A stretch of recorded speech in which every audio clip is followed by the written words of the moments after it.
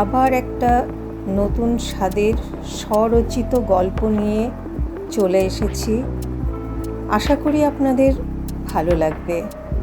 গল্পের নাম উত্তর মেলেনি। সালটা 1962। সূর্যের গায়ে তখন সবে লাল রং ধরতে শুরু করেছে। হেমন্তের বিকেল। নৌকাটা তখন মাঝ নদীতে। নদী পার হলেই খুলনা, শেফালির শ্বশুর ঘর। কবে থেকে শুনে আসছে সে বাড়ির কথা। উঠোন ঝুড়ে ধান শুকায় বৎসর। বাড়ির পেছনে ফলের বাগান, সবজির ক্ষেত। ভাগ্যের ফেরে অত বড় বাড়ির ছেলে এখন বস্তির ঘরে বাস। হায় রে দুর্ভাগ্য। নির্মাল্যর সাথে শেফালির বিয়ে হয়েছে এই বছর 3 হলো। কোলে 1 বছরের ছেলে হারান। নির্মাল্য রিক্সা চালায়, আর শেফালি 5 বাড়ি ঠিকে কাজ করে, আর সন্ধেতে বাজারে বসে কাঁচা আনাজ বেচতে। নির্মাল্যই হাঁক বুঝে পাইকারি বাজার থেকে আনাজপাতি এনে দেয়। সুখে দুঃখে ভালোই কেটে যায় দিন। রাতে দুজনে একসাথে খেতে বসে। অনেক গল্প হয়।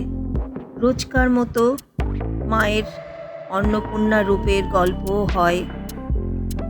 শেফালি হঠাৎ বায়না ধরে, এই কবে তোমাদের খুলনার বাড়িতে নিয়ে যাবে বলো না?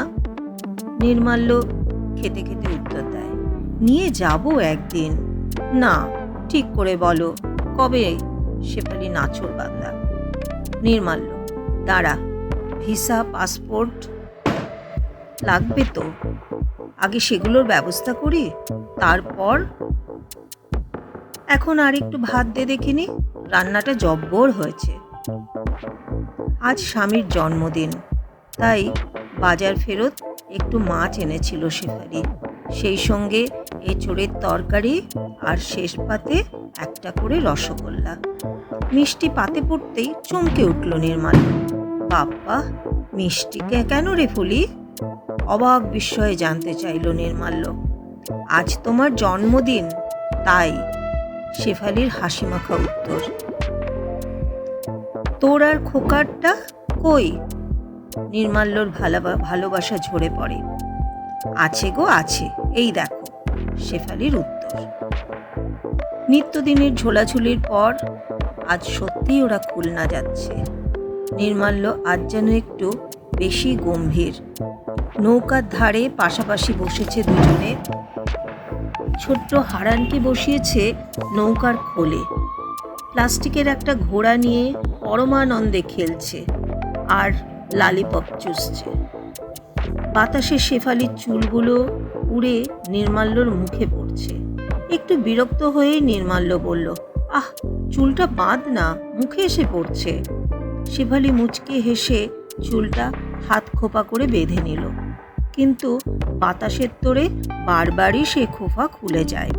আর নির্মাল্য বিরক্ত হয়, বোঝে না এটা শেফালির খুনসুটি। কিছুক্ষণ পর স্বামীকে মৃদু ধাক্কা দিয়ে বলে শেফালি, এই আর কতক্ষণ লাগবে গো? আনমনা নির্মাল্য সহসা ভয়ে কুঁকড়ে যায়। তারপর ঝাঁঝিয়ে উঠে বলে, কি করছিস? মাঝ নদীতে পড়ে গেলে তো আর খুঁজেই পাবি না। তার মানে?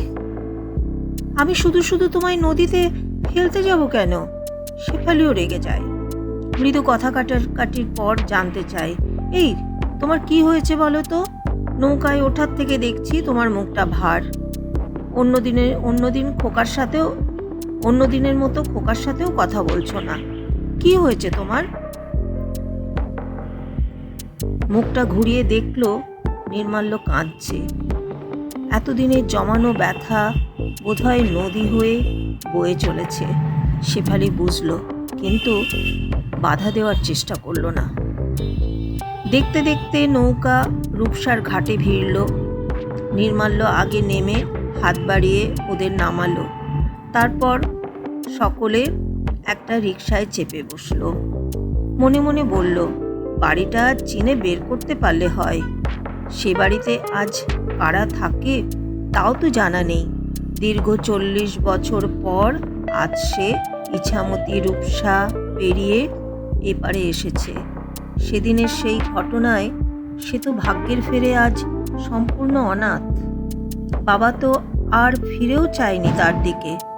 ফুটপাতে শৈশব কেটেছে একরকম অনাহারে অর্ধাহারে। তারপর শেফালির সাথে পরিচয়, বিয়ে এবং বস্তির ঘরে দুজনের মিলিত সংসার পাতা।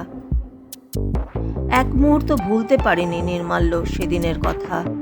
তখন ওর বয়স মাত্র 5 বছর। দেশভাগের ঠিক প্রাক্কাল। বিপুল জমি জায়গা বসত ভিটা এসব নিয়ে কি করবেন সে ভাবনাতেই বাবা অস্থির। তার উপর মায়ের নিত্যদিনের দান খয়রাত বাবা আর মেনে নিতে পারছিলেন না। একদিন বেড়াতে যাবার নাম করে তাকে আর মাকে নিয়ে বাবা আসছিলেন এপারে বাংলায়, পশ্চিম বাংলায়। বাবা আর মা বসেছিলেন নৌকার ধারে আর ওকে বসিয়েছিলেন নৌকার কোলে। হাতে ছিল এক বড় ঠোঙা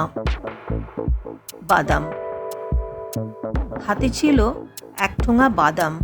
বসে বসে মনোযোগ সহকারে বাদাম খাচ্ছিল।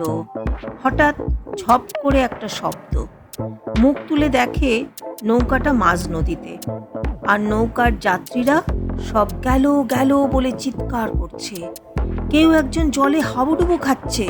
মাকে কোথাও দেখতে না পেয়ে বাবাকে জিজ্ঞেস করে নির্মাল্য, বাবা কি হয়েছে? নৌকার ছাউনি ধরে দাঁড়িয়েছিলেন উনি। ওইভাবেই শুধু হাত দিয়ে জলের দিকে নির্দেশ করে বলেছিলেন, জলে পড়ে গেছে, হাবুডুবু খাচ্ছে। তাকে আর জল থেকে তোলা যায়নি। মাকে কোথাও খুঁজে না পেয়ে খুব কেঁদেছিল সেদিন ছোট্ট নির্মাল্য। নৌকা ঘাটে ভিড়লে বাবার পিছু পিছু সেও নৌকা থেকে নেমে হাঁটতে শুরু করে আর বারবার জানতে চায়, বাবা তুমি চলে যাচ্ছ কেন? মাকে আনবে না? একটু দাঁড়াও না, লোকেরা তো মাকে তুলে আনতে গেছে, একটু দাঁড়াও না বাবা। ছেলের করুণ আরতিতে কঠোর বাবার হৃদয় গলেনি সেদিন। উল্টে বলেছিলেন, ঠাকুর ভাসান দিয়ে আর দাঁড়াতে নেই। বাবা, ও বাবা, ঠাকুর কোথায়? ওটা তো আমার মা। বাবা দাঁড়াও না, ছাড় আমাকে, তুই যা ওই ঘাটে বসে থাক। ঠাকুরের কাঠামোটা যখন সবাই টেনে তুলবে তখন তোর মাকে পেয়ে যাবি। ছোট্ট নির্মাল্য সেদিন বাবার কথার মানে বোঝেনি। ঘাটে ফিরে গিয়েছিল মাকে ফিরে পাবার আশায়। আর সেই থেকে সে অনাথ। পথ চিনে বাড়ি ফেরার মতো বুদ্ধি সেদিন তার ছিল না। বেশ কিছু দূর চলার পর বুড়ো রিক্সাওয়ালা জানতে চাইল, বাবু কোথায় যাবেন?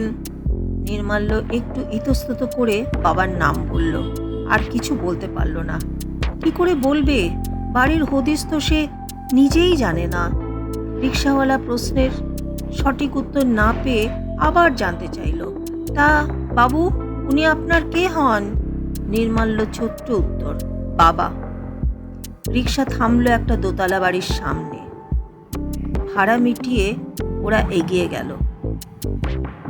দরজায় কড়া নাড়তে ভেতর থেকে উত্তর এলো, ক্যাডা?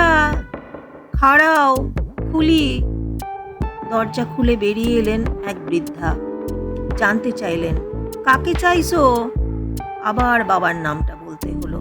বৃদ্ধা ওদের বাড়ির ভেতরে নিয়ে গেলেন। খাটে বসতে বলে হাতে জল বাতাসা দিলেন। তারপর বললেন, তিনি তো আর বাচ্চা নাই বাবা, এই 2 মাস হইল তিনি গত হইছেন। এখন আমি একাই এই বাড়িতে থাই। তা তুমি ওর কে হও বাসা? নির্মাল্য বুকে পাথর চেপে উত্তর দিল, পরিচিত। আজ রাতটা এখানে থাকতে পারি, সকাল হলেই চলে যাব। বেশ তো, খাও, তবে শুধু ডাইল ভাজি জুটবো, বেশি কিছু খেতে দিতে পারবো না গো। তারপর হারানের দিকে ফিরে জিজ্ঞেস করলেন, এটি বুঝি তোমার সাওয়াল? তার নাম কি তোমার? প্রশ্নটা হারানকে করা। খুব আস্তে নামটা বলে হারান। বাহ, বেশ দেখতে সুন্দর হইয়েছে। আর এটি তোমার বউ বুঝি? তা তোমার নাম কি গো বাসা? শেফালি নাম বলে। তারপর চুপ করে যায়। এবার নির্মাল্য একটু কুণ্ঠার সঙ্গে জানতে চাইল, আপনার পরিচয়? বৃদ্ধা একগাল হেসে উত্তর দিলেন, এই দেখো, আমি তো তার স্ত্রী গো, ছেলেপুলে নাই। এই এত বড় বাড়িতে আমি একাই থাই। শুনছিলাম উনার আগের পক্ষের এক সাওয়াল আছে, তা সে যে কোথায় থাকে কেউ তার হদিস জানে না। তোমরা এই এসো, বড় ভালো লাগদিছে। বসো, আমি তোমাদের জন্য দুটি ভাত ডাল চাপায়ে আসি। বৃদ্ধার সাথে সাথে শেফালিও এগিয়ে গেল। ঘুরে ঘুরে বাড়িটা দেখার স্বাদ যে তার অনেক দিনের। খাওয়া দাওয়ার পর সকলে ঘুমিয়ে পড়ল। পরদিন সকালে ওরা বেরিয়ে পড়ল বাড়ি থেকে। স্বামীর বারণ সেদিন শুনেছিল শেফালি, সেও তাদের পরিচয় গোপনই রেখেছিল। শাশুড়ির মৃত্যুর গল্প সে শুনেছে নির্মাল্যর কাছে, তাই। কিন্তু কিসের এই গোপনীয়তা?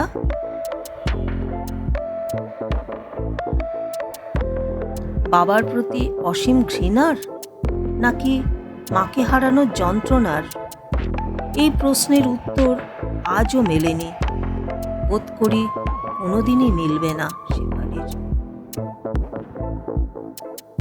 গল্পটা শুনে কেমন লাগলো? যদি ভালো লেগে থাকে লাইক করে দেবেন, একটা শেয়ার করে দেবেন, আর সাবস্ক্রাইব করে পাশে থাকবেন পরের ভিডিওগুলো পাওয়ার অপেক্ষায়।